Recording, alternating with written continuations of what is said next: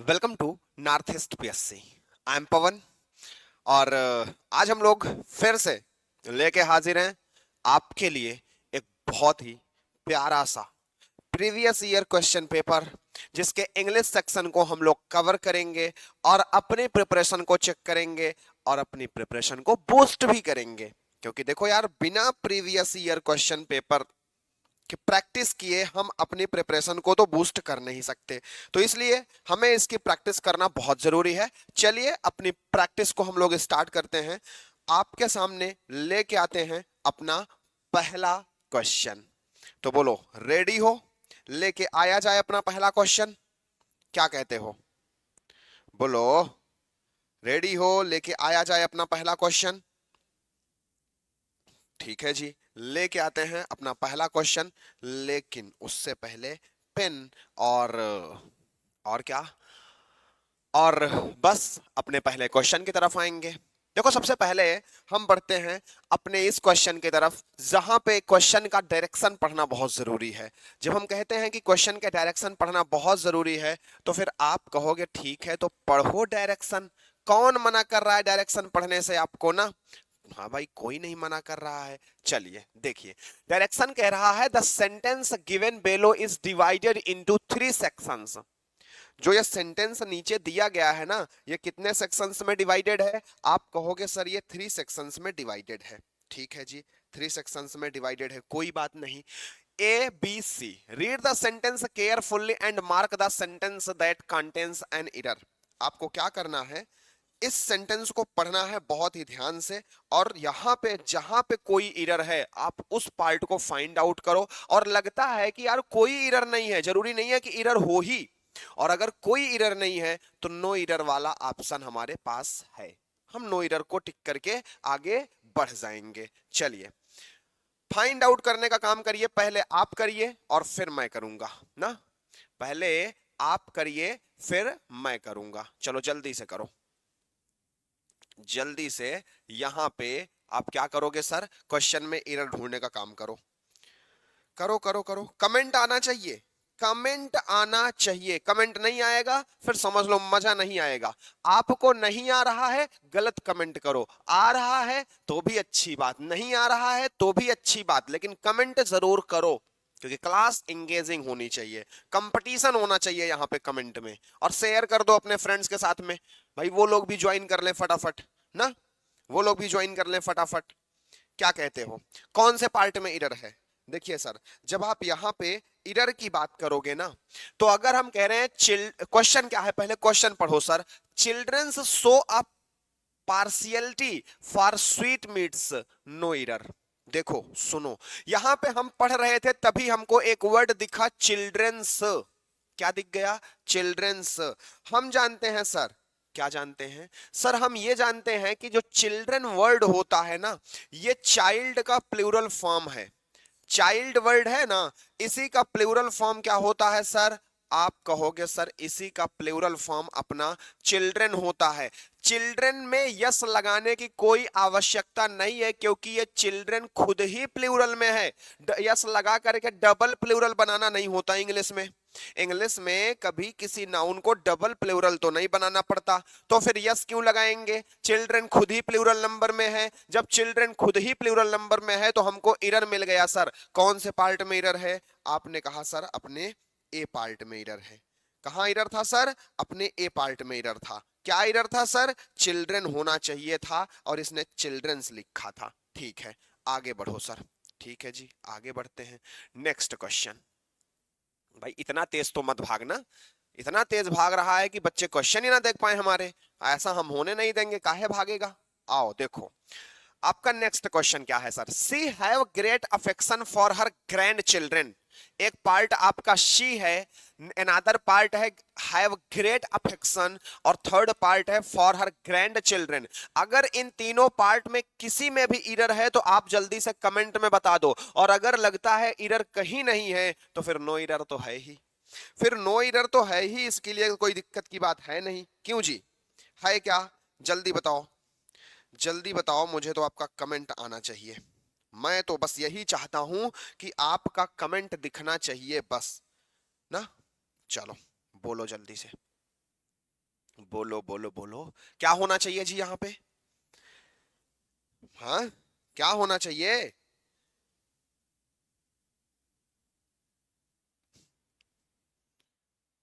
यार, मैं एक चीज नहीं समझ पा रहा हूं। क्या नहीं समझ पा रहा हूं? चलो, डी। क्या होना चाहिए? D, no error. अरे ऐसा ना बोलो, ऐसा ना बोलो जी, नो एरर कैसे नहीं होगा? इधर सुनो, इधर सुनो। अगर आपका जो सब्जेक्ट होता है वो थर्ड पर्सन के, कौन से पर्सन के सर? थर्ड पर्सन के सिंगुलर नंबर में रहेगा। कौन से नंबर में रहेगा सर? सिंगुलर नंबर में रहेगा। तो हमेशा आपको इस सब्जेक्ट के साथ सिंगुलर वर्ब का यूज करना पड़ेगा। किसका यूज करना पड़ेगा सर? सिंगुलर वर्ब का यूज करना पड़ेगा। और जब इसके साथ आप सिंगुलर वर्ब का यूज करोगे तो वेरी गुड, ये हुई ना बात। सर यहां पे क्या होना चाहिए? यहां पे हैव नहीं होना चाहिए, यहां पे सर हैज होना चाहिए था। कौन से पार्ट में एरर है? बोलो कौन से पार्ट में एरर है? बी पार्ट में एरर है। ये हुई ना बात भाई। और फटाफट कमेंट करो, और सारे लोगों के कमेंट आने चाहिए। ऐसा नहीं है कि किसी एक का कमेंट आए और किसी का कमेंट ना आए, हमें तो सभी के कमेंट चाहिए हैं।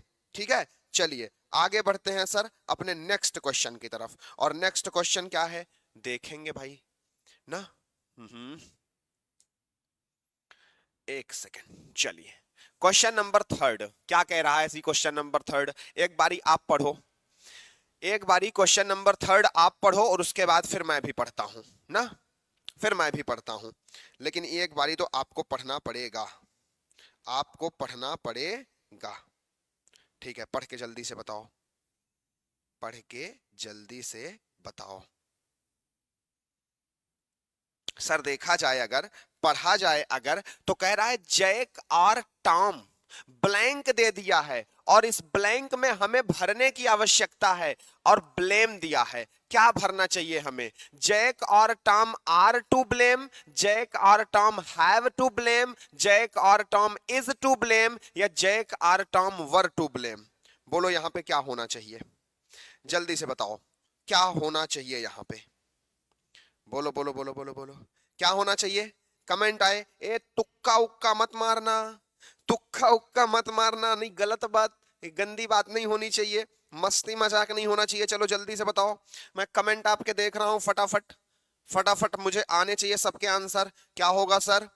सी, इज होना चाहिए। अरे वाह, कसम से आपने दिल खुश कर दिया, कसम से दिल खुश हो गया। पता है क्यों? सही जवाब आपने दे दिया। सुनो, इधर सुनो। जब कभी भी दो noun, whenever two nouns are connected by or, जब कभी भी दो नाउन और से जुड़ी होंगी या अदरवाइज से जुड़ी होंगी, तो भाई वो सिंगुलर नंबर में होती हैं। या फिर कह लो कि जो लास्ट वाली नाउन होती है उसके अनुसार वर्ब आती है। अब यहां पे देखा जाए तो जैक और टॉम, सर जैक भी सिंगुलर है, टॉम भी सिंगुलर है, और अगर दो सिंगुलर नाउन आर से जुड़ी होती हैं तो सिंगुलर वर्ब आता है। अगर यहीं पे एंड होता तब यहां पे प्लूरल वर्ब आता, लेकिन आर है इसलिए यहां पे सिंगुलर वर्ब आएगा। क्यों ऐसा होगा? ऐसा इसलिए होगा क्योंकि कह रहा है जैक या टॉम, कोई एक, दोनों नहीं। एंड लगाने पर दोनों सब्जेक्ट बन जाते, लेकिन और लगाने से यह अर्थ हो रहा है कि या तो जैक या तो टॉम, कोई एक। तो कोई एक है इसलिए सिंगुलर सब्जेक्ट होगा, और सिंगुलर सब्जेक्ट में सर हमें इज का यूज करना होता है। सो राइट आंसर क्या हो जाएगा? इज हो जाएगा। ये हुई ना बात, ये हुई ना बात। आगे बढ़ो सर ना, कह दो आगे बढ़ो सर। ठीक है जी। Change write mode will clear content, okay चलो। हाँ, चलो क्वेश्चन नंबर 4 क्या कह रहा है जी? क्वेश्चन नंबर 4 देखो और बताओ मुझे। क्वेश्चन नंबर 4 सर कह रहा है दिस इज द बुक, और उसके बाद कुछ और लिखा है। दिस इज द बुक, उसके बाद सर ब्लैंक है आई लॉस्ट। बताओ यहां पे क्या होना चाहिए? जल्दी से बताओ, और सारे लोग सेशन को लाइक जरूर कर देना और अपना कमेंट जरूर करते रहना। और अगर अगर शेयर नहीं किए ना तो गंदी बात है, कर दो, कर नहीं सकते। हमारे लिए कर दो, हम आपके लिए कर रहे हैं, आप मेरे लिए कर दो। चलो, this is the book blank I lost, क्या होना चाहिए? This is the book whom I lost, this is the book where I lost, this is the book who I lost, this is the book which I lost. क्या होना चाहिए? Very good, very good. ये हुई ना बात, मजा आ रहा है, मजा आ रहा है ना? बताओ मजा आ रहा है कि नहीं आ रहा है? बोलो भाई, मजा आ रहा है कि नहीं आ रहा है? आ रहा है। चलो आगे बढ़ो सर, फिर कह दो, कह दो आगे बढ़ो सर। ना, ना, एक सेकंड, बस एक सेकंड। क्या हुआ जी? कुछ हुआ नहीं, बस एक सेकंड, फिर हम लोग इस क्वेश्चन का भी आंसर देखते हैं कि इस क्वेश्चन का आंसर क्या होगा।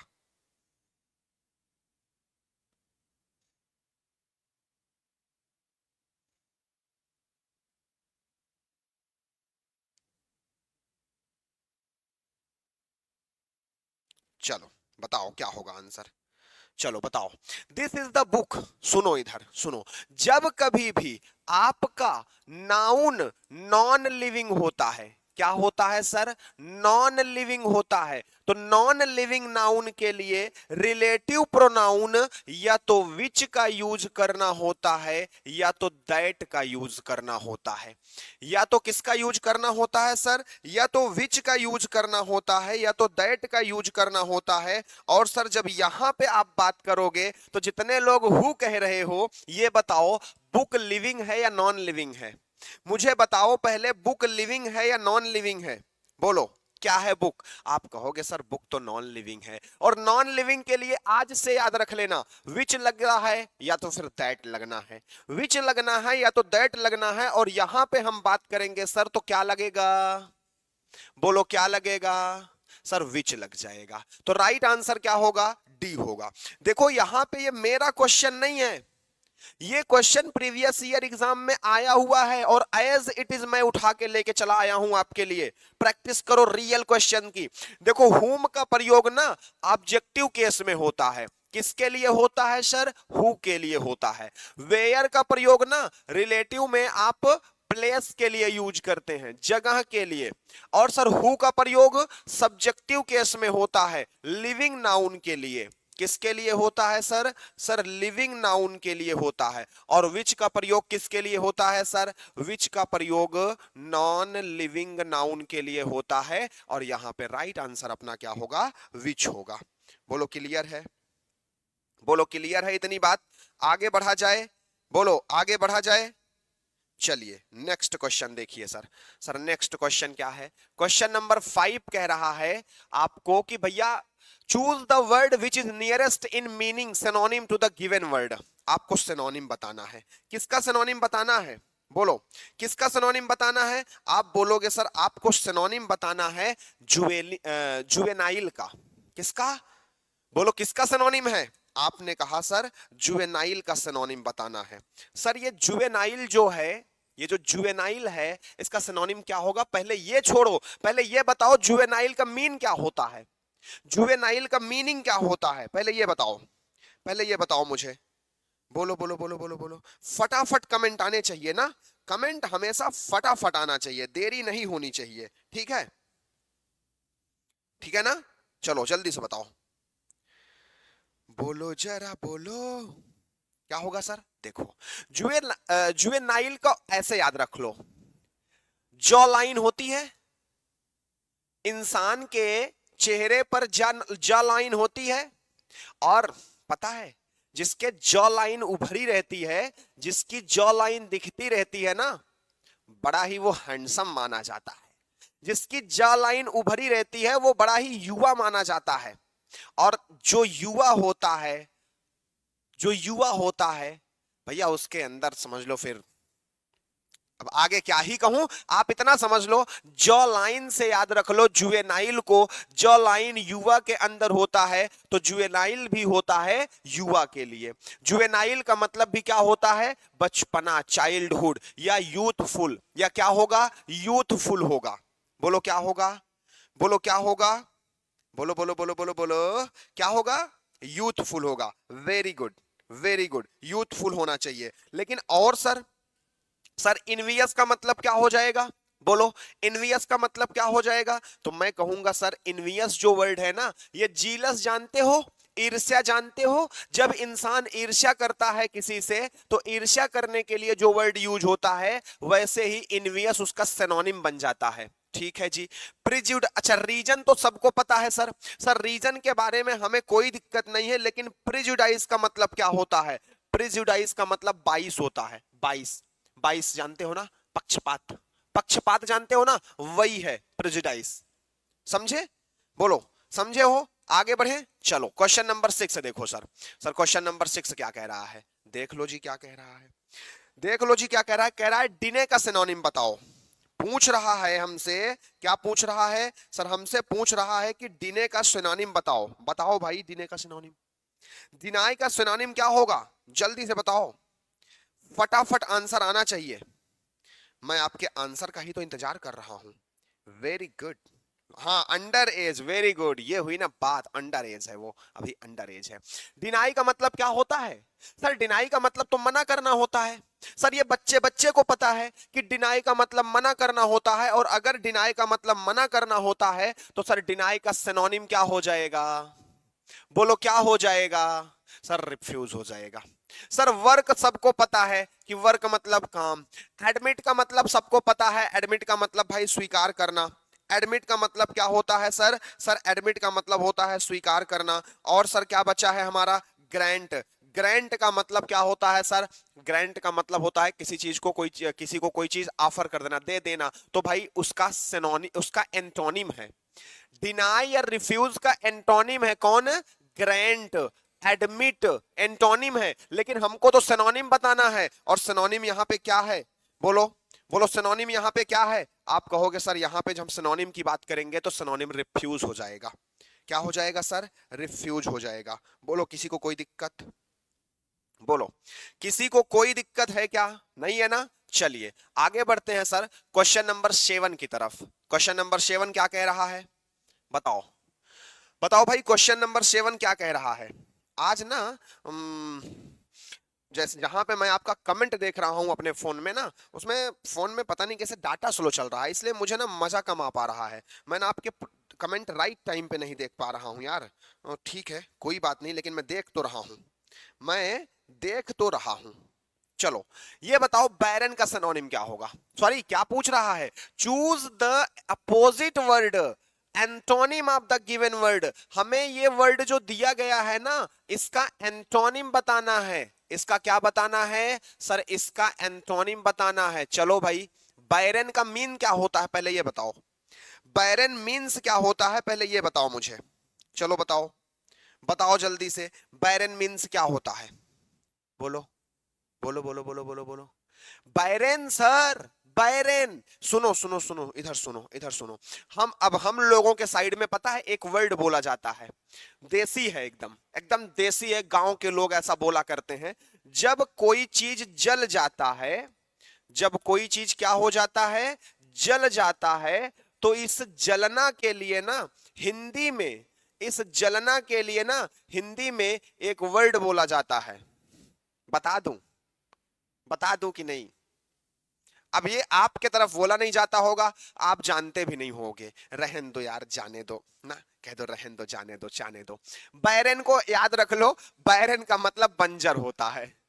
बैरन का मतलब क्या होता है सर? बंजर होता है। ठीक है, ठीक है। बैरन का मतलब बंजर। सर बंजर तो होता है, ठीक है। ये बताओ बैरन का एंटोनिम क्या होगा? सर डाउट तो हो नहीं सकता, क्योंकि डाउट का मतलब सस्पिशियस होता है, संदेह होता है। सर डिनाय हो नहीं सकता, क्योंकि डिनाय तो अभी हम लोग पढ़ के आ रहे हैं, रिफ्यूज होता है, मना करना होता है।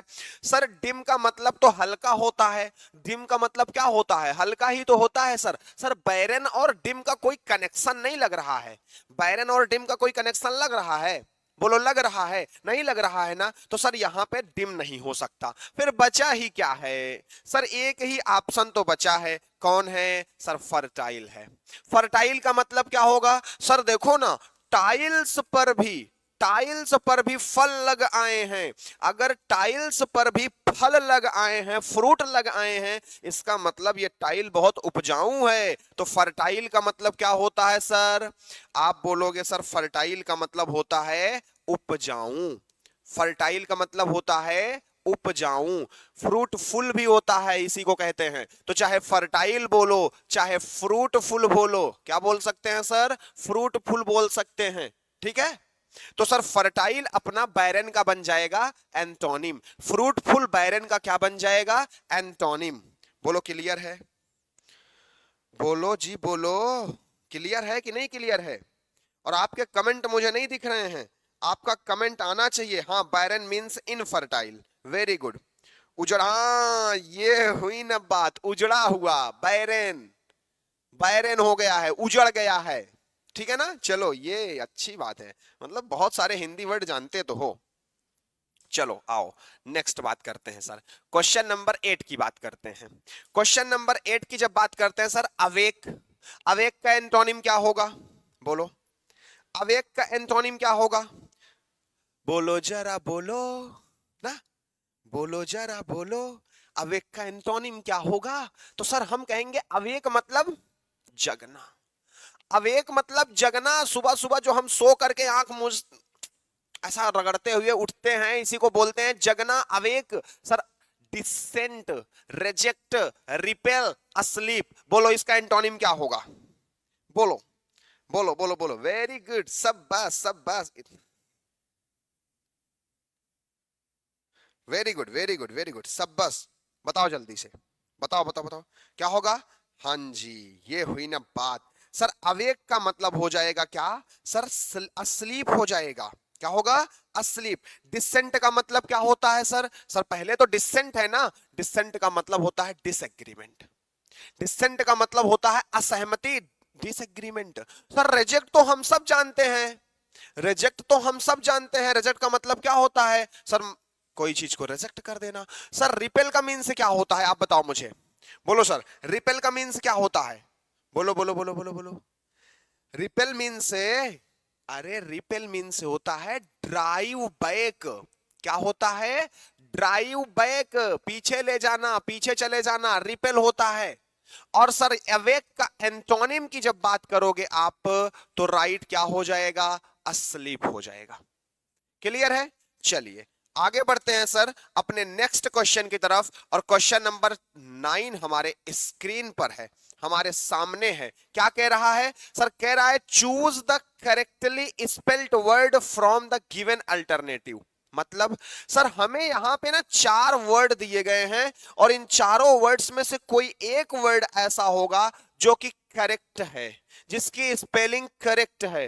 बाकी जो 3 वर्ड्स रिमेनिंग है ना, उनकी स्पेलिंग इनकरेक्ट है। आपको फाइंड आउट करना है जो करेक्ट वर्ड है उस वो कौन है, जिसकी करेक्ट स्पेलिंग है वो कौन है। चलो, कंसेशन, कॉन्सेशन, कौन, हर जगह कंसेशन ही लिखा है, लेकिन सही स्पेलिंग वाला वर्ड आप बताओ मुझे, जल्दी से बताओ सही स्पेलिंग वाला वर्ड। कम ऑन, जल्दी जल्दी बताना, जल्दी जल्दी, और जल्दी बताओ, फटाफट। क्या होगा सर? ए ए ए ए ए, अच्छा जी, कंसेशन, कंसेशन, अरे वाह, गजब। कंसेशन की राइट स्पेलिंग वाला जो वर्ड है सर, वो ए ही है। कैसे हमको याद होगा जिसको नहीं पता? सुनो, कंसेशन में ना CE डबल एस याद रख लो बस। क्या याद रख लें sir? Sir CE double S याद रख लो बस। अगर किसी भी वर्ड में CE डबल एस आता है तो समझ जाओ कि वही कंसेशन का राइट स्पेलिंग वाला वर्ड होगा। यहां पे देखो तो डबल CS आया, इनकरेक्ट। S डबल S आया, इनकरेक्ट। SCE आया, incorrect. Sir here we can see CE double S, so A is the right answer. Okay, next question sir, question number 10। चलो देखिएगा सर क्या है क्वेश्चन नंबर 10, बताना मुझे। हाँ वेरी गुड, क्वेश्चन नंबर 10 क्या होगा? जल्दी से बताइएगा, जल्दी से जल्दी से। Come on come on sir, dynamic, dynamic, dynamic, dynamic की स्पेलिंग बतानी है। डायनामिक की सही स्पेलिंग क्या होती है? आप जल्दी से बताओ। मैं थोड़ा सा भाई पानी पी लूं ना, आप जल्दी से बताओ डायनामिक की सही स्पेलिंग क्या होगी?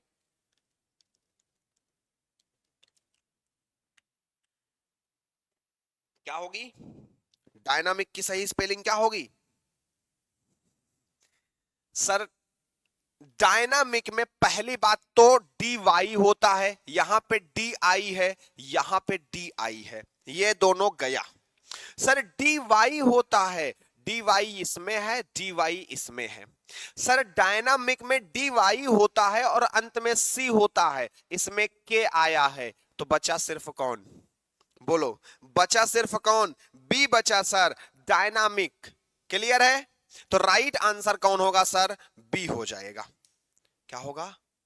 बोलो एक बारी, बी होगा। चलो क्वेश्चन नंबर 11 आपके स्क्रीन पर है, जल्दी से बताओ, जल्दी से बताओ। क्वेश्चन नंबर 11 कह रहा है sir choose the correct meaning of the following idiom. ये जो इडियम दी गई है इसकी आपको करेक्ट मीनिंग बतानी है। सर इडियम क्या है हमारी? देखो भाई, इडियम आपकी ये है, क्या है sir? A slip of tongue, a slip of tongue, जुबान का फिसल जाना। जुबान का फिसल जाना, इसकी मीनिंग क्या होगी? बोलो। A number, a mistake in speaking, a mistake in thinking, a mistake in dreaming. ए भाई, जुबान फिसलती है तो कब? सर जुबान फिसलने का मतलब गलत बोल देना, गलत बोल देना। तो भाई बोलने के लिए गलती होगी ना, तो राइट आंसर ए हो जाएगा। हर कोई इसको कर लेगा, हर किसी को पता है टंग यानी कि जुबान अगर हमारी स्लिप हो रही है तो इट मींस भैया बोलने में उससे गलती हो गई है, और अगर बोलने में गलती हो गई है तो बोलेंगे अ मिस्टेक इन स्पीकिंग। क्या बोलेंगे? चलो ठीक है जी, बिल्कुल आगे बढ़ते हैं नेक्स्ट क्वेश्चन की तरफ। नेक्स्ट क्वेश्चन क्या है सर? सर नेक्स्ट क्वेश्चन है choose one word substitutes for the following. हमें वन वर्ड सब्स्टिट्यूशन वाला क्वेश्चन मिला है, कह रहा है कि आपको इसका वन वर्ड सब्स्टिट्यूट करना है। बताओ स्टडी ऑफ बर्ड्स को क्या कहा जाता है? चलो चलो बताओ जल्दी से, फटाफट बताओ, फटाफट बताओ जल्दी ना, थोड़ा फास्ट, थोड़ा फास्ट कह रहे हैं, चलो थोड़ा फास्ट चलते हैं। मुझे बताओ स्टडी ऑफ बर्ड्स। सर देखो देखो, पैथोलॉजी में क्या होता है? स्टडी ऑफ डिसीज होता है। पैथोलॉजी में स्टडी ऑफ डिसीज होता है, ठीक है जी। पैथोलॉजी मतलब स्टडी ऑफ डिसीज। फिलोलॉजी में क्या होता है? आप बताओ मुझे, आप बताओ मुझे फिलोलॉजी में क्या होता है? बोलो बोलो बोलो, बोलिए। फिलोलॉजी, अरे भाई philology, philology study of language. किससे संबंधित है? लैंग्वेज से संबंधित है। सर सेफोलॉजी किसके लिए यूज होता है? बोलो, सेफोलॉजी किसके लिए यूज होगा? पता है? पता, ये जो इलेक्शन होता है ना, इलेक्शन या वोटिंग होती है ना, उसके ट्रेंड के अध्ययन को, इलेक्शन या वोटिंग के ट्रेंड के अध्ययन को हम लोग सेफोलॉजी कहते हैं, और बर्ड के स्टडी को ऑर्निथोलॉजी कहा जाता है। क्या कहा जाता है? ऑर्निथोलॉजी कहा जाता है। सारे याद रख लेना, क्योंकि भाई अगर जरूर अगर इस बार इसको पूछा तो हो सकता है इसको या इसको या इसको किसी को पूछ ले, तो इसलिए हमें क्या करना है सर? हमें सारे के सारे ऑप्शन को एक्सप्लोर करते हुए आगे बढ़ना है, ताकि कहीं से भी पूछे कोई दिक्कत नहीं। Study of the influence of planets and stars on human events. जो स्टार्स होते हैं, जो प्लैनेट होते हैं, उनका ह्यूमन पर जो प्रभाव पड़ता है, इसके अध्ययन को क्या कहा जाता है? बोलो। कहते हैं ना तुम्हारे जीवन में शनि का प्रकोप चल रहा है, मंगल ग्रह तुम्हारे जीवन में इधर दिशा में चला गया, शुक्र उधर दिशा में चला गया, राहु का प्रकोप चल रहा है, ये क्या है सर? स्टार्स और प्लैनेट हैं। इन प्लैनेट का मानव जीवन पर जब असर पड़ता है तो इसके अध्ययन को हम लोग इंग्लिश में क्या कहते हैं? बोलो, इसके अध्ययन को हम लोग इंग्लिश में क्या कहते हैं? बोलो बोलो बोलो बोलो बोलो, क्या कहते हैं सर? वेरी गुड, इसके अध्ययन को हम लोग इंग्लिश में कहते हैं सर एस्ट्रोलॉजी। अच्छा, इकोलॉजी इन्वायरमेंट के अध्ययन को कहते हैं, थियोलॉजी और एंथ्रोपोलॉजी में क्या अंतर है सर?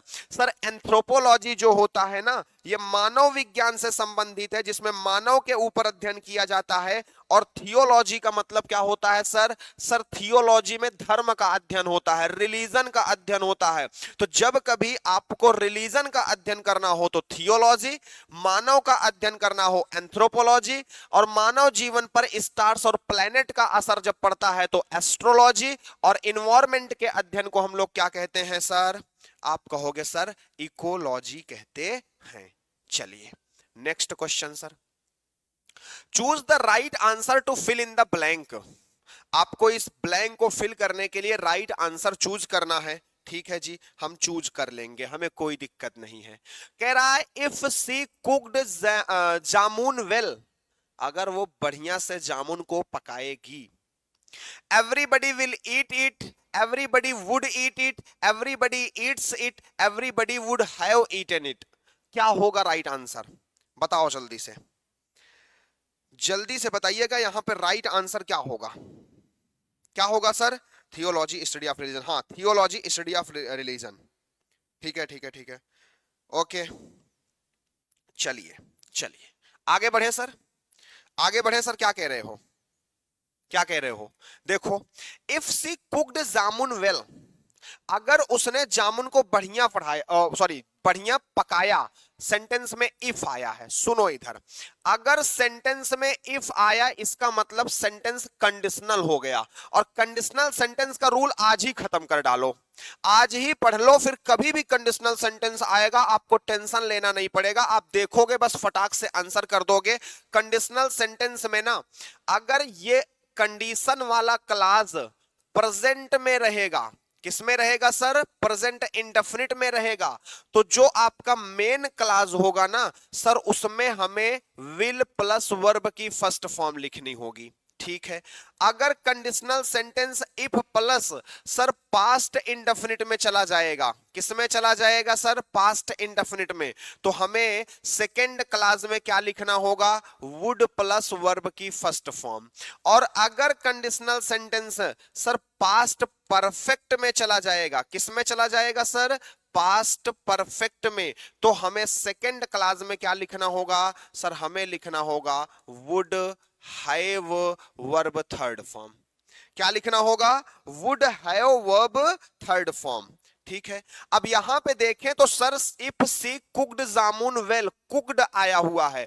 कुक्ड का मतलब सर ये पास्ट इंडेफिनिट है, और अगर यहां पे पास्ट इंडेफिनिट है तो सर इस वाले क्लास में वुड प्लस वर्ब की फर्स्ट फॉर्म आनी चाहिए। सर यहां पे वुड प्लस वर्ब की फर्स्ट फॉर्म है, मींस राइट आंसर क्या हो जाएगा? बोलो, राइट आंसर क्या हो जाएगा? आप कहोगे सर राइट आंसर हो जाएगा everybody would eat it. Clear है? इसको चाहो तो स्क्रीनशॉट ले लो, चाहो तो नोट कर लो। कंडीशनल सेंटेंस का ये रूल है, बहुत इंपॉर्टेंट है, और कई बारी आपको कंडीशनल सेंटेंस से क्वेश्चन देखने को मिलता है, तो भाई इसके लिए रूल तो पता होना चाहिए। क्यों जी? पता होना चाहिए कि नहीं पता होना चाहिए? जी पता तो होना चाहिए। तो ले लो स्क्रीनशॉट, देख लो कितने लोगों का गलत था इसमें। कई सारे लोगों का इसमें गलत आंसर आ रहा था, देख लो, यही होना चाहिए। आगे बढ़ते हैं, ठीक है। चलिए next question sir. If you had driven carefully, कह रहा है if you have driven carefully dot dot dot dot dot. देखो अभी मैंने स्ट्रक्चर लिखा था, यहां पे हैड प्लस वर्ब की थर्ड फॉर्म आ रही है। सर हम जानते हैं कि अगर हैड के साथ में वर्ब की थर्ड फॉर्म आ रही है, इसका मतलब ये पास्ट परफेक्ट है। और अगर ये पास्ट परफेक्ट है तो सर दूसरा वाला जो क्लास आएगा would plus have plus verb की थर्ड फॉर्म लिखा जाएगा। और जब वुड हैव वर्ब की थर्ड फॉर्म लिखा जाएगा तो सर देखो ना, यहां पे वुडेंट मीट लिख दिया, हैव नहीं लगाया, और मेट लिखना चाहिए। यहां पे wouldn't have met, right answer है सर। सर यहां पे वुड आया है, हैव आया है, वर्ब की थर्ड फॉर्म आई है, यानी बी राइट आंसर होगा। सर यहां पे वांट आया है, यहां पे डिडंट आया है, तो सारे ऑप्शन इनकरेक्ट हैं एक्सेप्ट बी। बी को छोड़ करके। बी क्यों सही है? क्योंकि अगर इफ क्लॉज पास्ट परफेक्ट में होता है तो सेकंड क्लॉज में वुड हैव वर्ब की थर्ड फॉर्म का यूज करना पड़ता है। वेरी गुड, अभी सबका जवाब सही आया ना? अभी सबका जवाब सही आया है। चलो क्वेश्चन नंबर 16 के लिए क्या कह रहा है सर? डायरेक्शन पढ़ते हैं। चूज द सुटेबल एक्टिव और passive verb forms from the given alternatives. हमें जो सेंटेंस दिया गया है, अगर ये एक्टिव में है तो इसका पैसिव बताना है, पैसिव में है तो इसका एक्टिव बताना है। और आपको याद हो तो कल वाली क्लास में हमने आपको एक्टिव से पैसिव का फार्मूला बताया था। तो आज तो मैं आपसे सिर्फ आंसर की उम्मीद करूंगा, आप हमसे सॉल्यूशन तो मत मांगना। क्यों जी? क्यों जी? बताओ, सॉल्यूशन देना है क्या? सॉल्यूशन नहीं जी, आज सीधा आंसर, सीधा answer. The entire stretch of highway were, अच्छा पहले सेंटेंस तो पढ़ो। The crew paved the entire stretch of highway. Sir ये द क्रू जो है ये क्या है? आप कहोगे सर ये अपना सब्जेक्ट है। ये पेव्ड क्या है सर? वर्ब की सेकेंड फॉर्म है, मतलब पास्ट इंडेफिनिट है। The entire stretch of highway क्या है सर? ऑब्जेक्ट है। ऑब्जेक्ट को सब्जेक्ट बनाया जाएगा सर, जब सब्जेक्ट बनाया जाएगा the entire stretch of highway. Past indefinite है, वाज यूज करेंगे, वर्ब की थर्ड फॉर्म लगाएंगे, बाय द क्रू लिखेंगे। बिल्कुल सही आंसर दिया है बी, बिल्कुल सही आंसर आपने दिया है बी। जिन्होंने बी दिया है बिल्कुल सही है। और जो ए लिख रहे हो ना, ए लिख रहे हो ना, थोड़ा सा देखो, यहां पे वर लिखा है, आपका सब्जेक्ट क्या है? Entire stretch of highway, singular है, वाज लगेगा। ठीक है, चलिए आगे बढ़ो सर, आगे बढ़ो। क्वेश्चन नंबर 17 की बात करते हैं सर। सर क्या है क्वेश्चन नंबर 17? देखो क्या है सर। क्वेश्चन नंबर 17 कह रहा है his grand mother looked after him. इसका पैसिव बताइए। सर यहां पर भी देखा जाए तो ये अपना सब्जेक्ट हो गया, ये अपना वर्ब की सेकेंड फॉर्म हो गई, और ये अपना ऑब्जेक्ट हो गया। Sir subject verb object past indefinite का है, हिम को करेंगे ही। सर यहां पे हिज है, इनकरेक्ट है। यहां पे ही है, यहां पे ही है, यहां पे ही है। सर वाज वर्ब की थर्ड फॉर्म होना चाहिए, वुड आया है। यहां पे वाज लुक आया, लुक्ड होना चाहिए था। He was looked after by his grand mother. क्या होगा राइट आंसर? बोलो जल्दी से, जल्दी से बोलो, राइट आंसर क्या होगा? वेरी गुड, राइट आंसर क्या होगा सर? डी हो जाएगा। क्यों? क्योंकि भाई सब्जेक्ट ऑब्जेक्ट को बनाएंगे, सब्जेक्ट तो हिम का सब्जेक्ट क्या होगा? ही। सर पास्ट इंडेफिनिट है, वाज वर्ब का यूज करेंगे सर, वाज या वर ही के साथ वाज लगेगा। सर वर्ब की थर्ड फॉर्म लिखेंगे, लुक्ड आफ्टर हो जाएगा। उसके बाद सर सब्जेक्ट को ऑब्जेक्ट लिखेंगे, बाई लगा करके, बाई लगाया और सब्जेक्ट को ऑब्जेक्ट बना करके लिख दिया। यही इसलिए करेक्ट आंसर हो गया। क्या हो गया सर? सर ये करेक्ट आंसर हो गया। क्लियर? चलिए आगे बढ़ो। Next question sir. Sir next question क्या कह रहा है? देखो 18 to 19 नंबर क्वेश्चन कह रहा है choose the correct indirect form of the given sentence.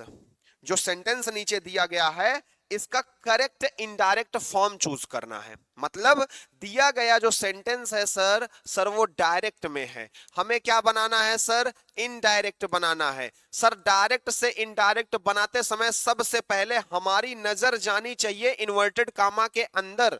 Sir inverted comma के अंदर व्हाट आर यू डूइंग, हमको पता चला कि यहाँ पे इंट्रोगेटिव सेंटेंस है।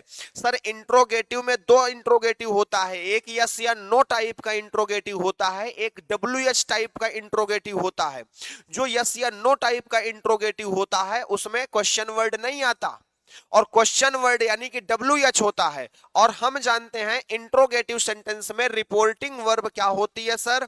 इंट्रोगेटिव सेंटेंस में डायरेक्ट से इनडायरेक्ट बनाते समय रिपोर्टिंग वर्ब आस्क यूज होती है। यहां पे सेड है तो आस्क्ड का यूज होना चाहिए। यहां पे आस्क्ड है, यहां पे आस्क्ड है, इसमें सेड है, ये गायब, इसमें सेड है, इसको भी खत्म करो। कंपटीशन सिर्फ कितने से है?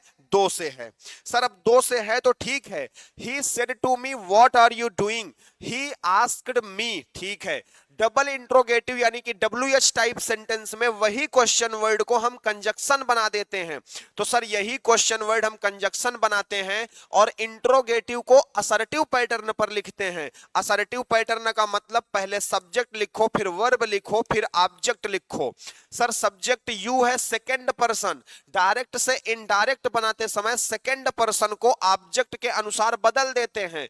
यू सब्जेक्ट है, मी का सब्जेक्ट होगा आई। सर आई ठीक है यहां पे। और यहां पे आर है, टेंस चेंजिंग करेंगे, आई के साथ वाज हो जाएगा और डूइंग हो जाएगा। राइट आंसर क्या होगा बोलो? ए होगा। जितने लोग बी कह रहे हो मुझे बताओ क्यों?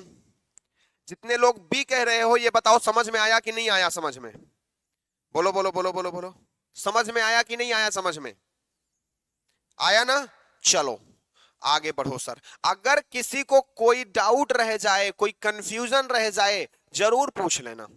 ऐसे मन में डाउट मत रखना, क्योंकि डाउट रखोगे फिर एग्जाम टाइम में प्रॉब्लम होगी, एग्जामिनेशन हॉल में प्रॉब्लम होगी। तो भाई ऐसी प्रॉब्लम हमको नहीं देखनी ना, हमको नहीं देखनी ऐसी प्रॉब्लम। चलो क्वेश्चन नंबर 19 की बात करो।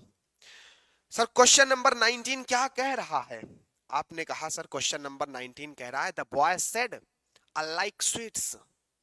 The boy said I like sweets. Sir इसका जब डायरेक्ट से इनडायरेक्ट बनाएंगे इन्वर्टेड कामा के अंतर्गत हमको एक चीज देखने को मिली है। सर ये असर्टिव सेंटेंस है।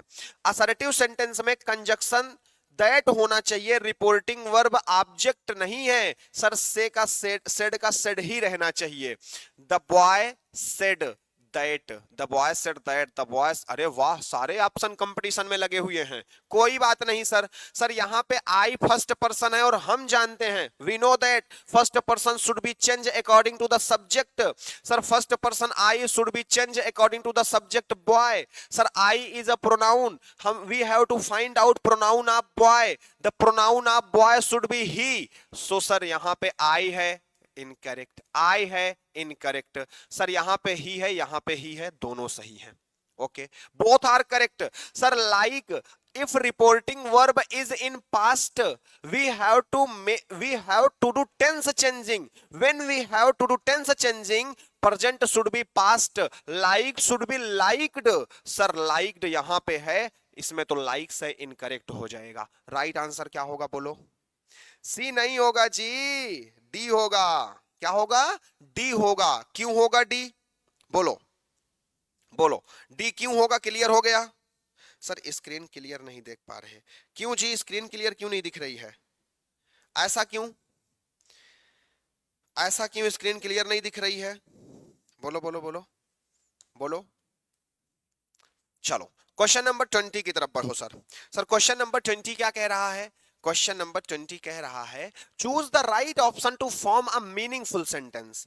आपको एक राइट ऑप्शन चूज करना है। मीनिंग आपका नेट स्लो होगा। अच्छा हाँ, आपका नेट स्लो हो सकता है, बाकी और किसी को तो कोई दिक्कत नहीं आ रही है ना? देखो यार, सॉरी भाई, हमको ये नहीं पता है कि ग्रुप कौन सा है क्या है, तो ये कोऑर्डिनेटर जो होते होंगे वो शेयर करते होंगे, और आइडिया नहीं है। मैं एक बारी कह दूंगा कि क्लास का लिंक ग्रुप में शेयर कर दिया करें, ठीक है? हमें याद रहेगा, और मैं अभी क्लास से बाहर जाऊंगा तो मैं कह दूंगा। मुझे आइडिया नहीं है कौन सा ग्रुप है, तो मैं शेयर वेयर तो कुछ नहीं, मुझे सिर्फ पढ़ाने से मतलब है बस, ठीक है ना? चलो, मुझे पढ़ाने से मतलब है, आपके साथ मेहनत करने से मतलब है, आपका सिलेक्शन दिलाने से मतलब है। देखो, moon on live the can nothing, moon on live the can nothing, यानी सर यहां पे हमें अलग अलग वर्ड्स दिए गए हैं और इन सारे वर्ड्स को हमें अरेंज करना है और अरेंज करके एक मीनिंगफुल सेंटेंस बनाना है। जब हमें इनको एक मीनिंगफुल सेंटेंस बनाना है तो चलो भाई बनाना शुरू करते हैं। हम जानते हैं कि सबसे पहले सेंटेंस में सब्जेक्ट होना चाहिए, फिर वर्ब होना चाहिए, फिर ऑब्जेक्ट होना चाहिए। Moon on live the can nothing, यानी nothing can live on the moon. On the moon preposition से सेंटेंस नहीं शुरू होता, इसको गायब करो। Nothing on the moon can live, अगर ये सब्जेक्ट होता तो इसके बाद वर्ब आनी चाहिए, अदर वर्ड नहीं आना चाहिए, इसको गायब करो। Moon on the earth, subject अगर मून होता तो ऑन द, नथिंग क्या है सर, अदर वर्ड, इनकरेक्ट है सर। राइट आंसर क्या होगा, क्या होगा right answer? Very good, right answer A होगा, nothing can live on the moon, चंद्रमा पर कुछ नहीं रह सकता। क्लियर है? चलो 21 नंबर क्वेश्चन क्या है जी, क्या है जी 21 नंबर क्वेश्चन, बताओ जल्दी से मुझे, बोलो बोलो बोलो बोलो बोलो, क्या होगा sir? I on bridge stood the midnight at, जोड़ो इसको, एट मिडनाइट सर प्रपोजिशन से सेंटेंस नहीं शुरू करते, ठीक है। एट मिडनाइट ये भी, I stood on the bridge at midnight, या I stood at midnight on the bridge, बताओ यहां पे क्या सही होगा? याद रखना, अगर आपके सेंटेंस में, सुनो सुनो सुनो, इधर आओ इधर आओ, सुनो, अगर आपके सेंटेंस में मल्टीपल एडवर्ब्स आ रही हैं, कैसी एडवर्ब्स आ रही हैं?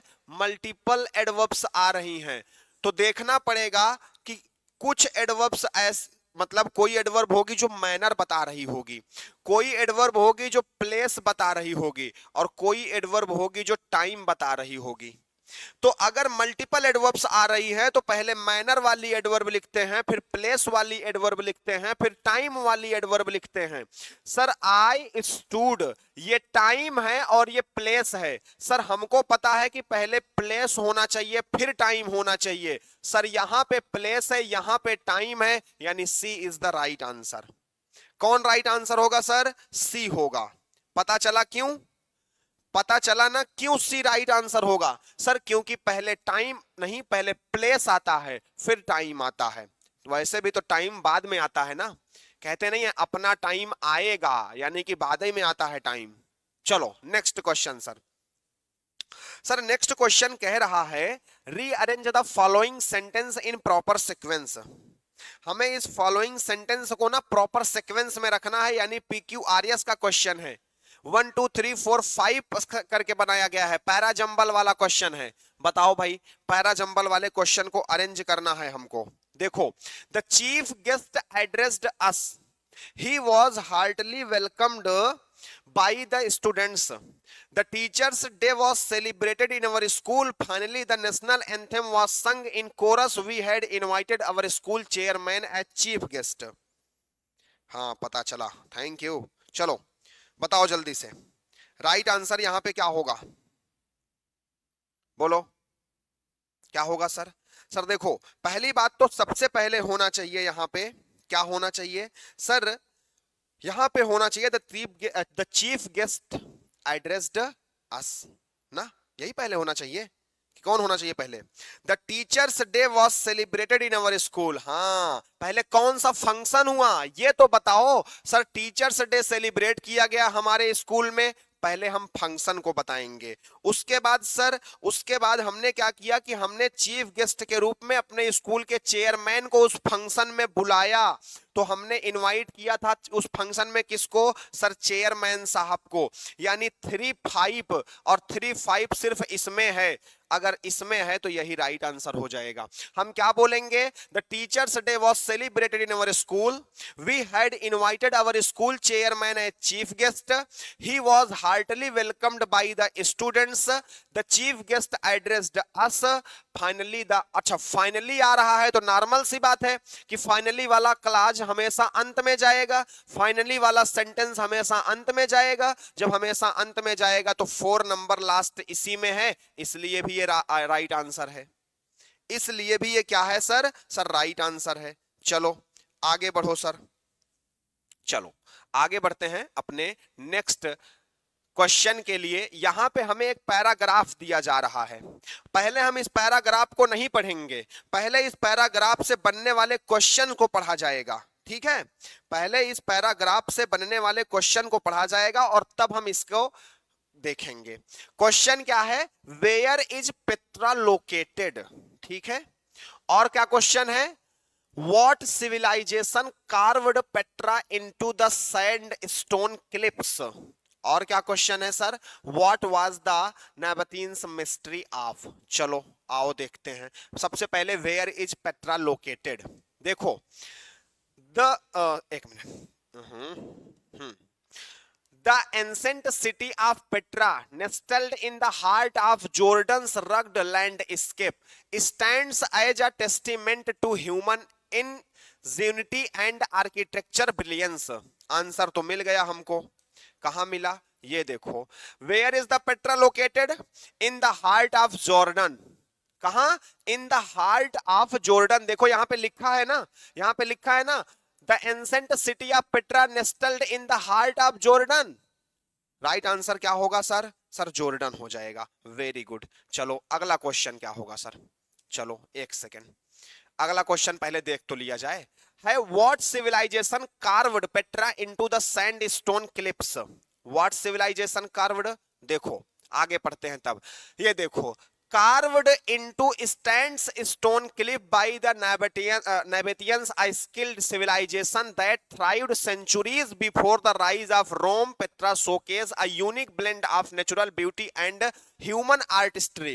देख लो भाई, हमें ऑप्शन देखना पड़ेगा और मिल जाएगा। देखो राइट आंसर क्या होगा बताओ जल्दी से। What civilization carved Petra into the sandstone cliffs? बोलो 24 में राइट आंसर क्या होगा? क्या होगा? बोलो बोलो बोलो बोलो। हाँ, C number, the Nabataeans. Very good, गजब। पैसेज को क्वेश्चन देखो, उसके बाद पैसेज पढ़ो, आंसर अपने आप मिल जाएगा। देखो last question sir, what was the Nabataeans mystery of? जो नाबातियंस की मिस्ट्री थी वो क्या थी? देखते हैं पैसेज में क्या थी भाई। पैसेज अपना ये है, यहां पे देखो पढ़ते हैं ना। Petra showcase a unique blend of nature, beauty, and human artist. The city's iconic treasury, a magnificent face carved into a cliff face, is a prime example of Nabatean architecture for prowess, while the intricate network of tunnels and pathways allows visitors to explore the city's hidden wonders. Petra's survival despite the harsh desert environment is a testament to the Nabateans' mystery of water management. देखो यहां पे answer मिला है, क्या है? Water management. देख लो option में है वाटर मैनेजमेंट। मिस्ट्री क्या थी इनकी? देखो ना, कह रहा है what was the Nabataeans mystery of? तो नाबातियंस की मिस्ट्री क्या थी भैया? नाबातियंस की मिस्ट्री क्या थी? मिस्ट्री थी वाटर मैनेजमेंट ना। बोलो क्लियर, बोलो clear.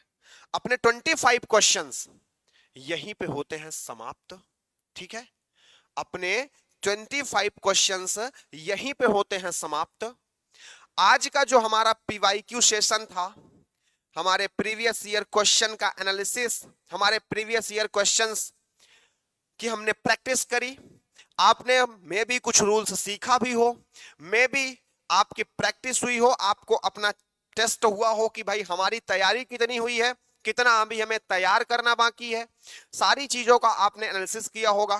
Thank you so much for being with north East PSC and watching the session. Session को लाइक करके शेयर जरूर कर देना, और क्लास कैसी लगी अपना फीडबैक जरूर देके जाना।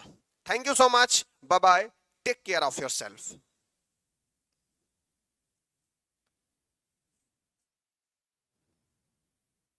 जी हाँ, ये पीवाईक्यू क्लास है, यहां पे हम प्रीवियस ईयर क्वेश्चंस की प्रैक्टिस करते हैं। ठीक है, प्रीवियस ईयर क्वेश्चन जो हमारे एग्जाम में आए हुए हैं उन्हीं की प्रैक्टिस करते हैं। पूरा का पूरा एग्जाम पेपर ही होता है ये आपका। चलिए thank you, bye bye. Time बता दें, देखो टाइम हमने बताया था पहले भी और फिर से बता दे रहा हूं, इधर सुनो। मंडे, वेंसडे और फ्राइडे को आपकी टाइम होगी 3 to 4 PM। ठीक है, और ट्यूसडे, थर्सडे एंड सैटरडे आपकी टाइम होगी 5 to 6 PM। ठीक, ये टाइम नोट कर लो आप, ये टाइम आप नोट कर लो कि मंडे, वेंसडे, फ्राइडे की टाइम होगी 3 to 4 PM, Tuesday, Thursday and Saturday की टाइम होगी 5 to 6 PM। ओके, और कोई दिक्कत? हमारे क्लास का यही टाइम टेबल है, इंग्लिश के पीवाईक्यू की यही टाइम टेबल है। और कोई दिक्कत किसी को? और कुछ पूछना है फटाफट पूछ सकते हो भाई।